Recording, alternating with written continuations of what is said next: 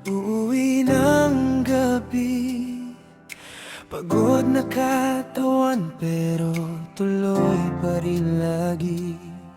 Pag may kasama, kailangan nakatawa para walang magtanong kung okay pa ba.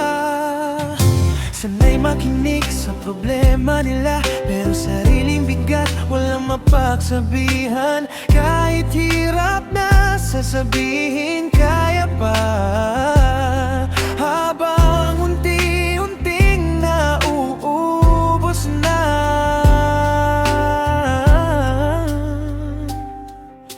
hindi naman ako ganito noon. Masayahin pa bago nasanay magkubli ng emosyon. Nakatago sa likod ng maskara, yung totoong ako na napapagod na.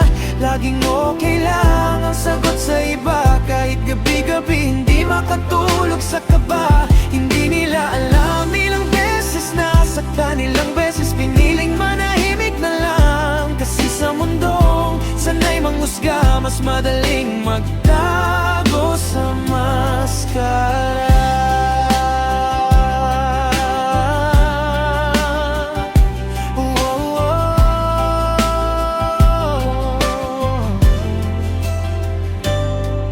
May mga pangarap pa rin naman ako,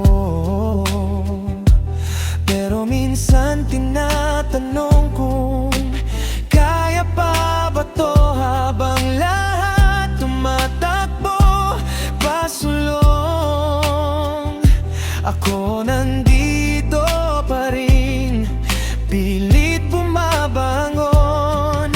Minsan gusto ko ring may makinig, hindi yung kapag may kailangan lang lapit. Nakakapagod ding maging matatag kung sarili mo na mismo ang nawawaglit. At sa bawat kaya mo yan na naririnig, may parte sa aking gusto nang sumigaw at umiyak. Pero bawal kasi sanay silang matibay ako, kaya tatahimik na lang ulit sa totoo.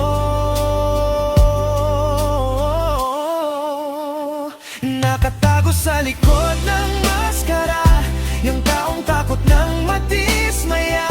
Ngumingiti kahit wasak na para walang makahalata. Pero balang araw aamin din na hindi lahat kayang sarilinin. At baka sa pagtanggal ng maskara, makita ko ulit kung sino talaga ako.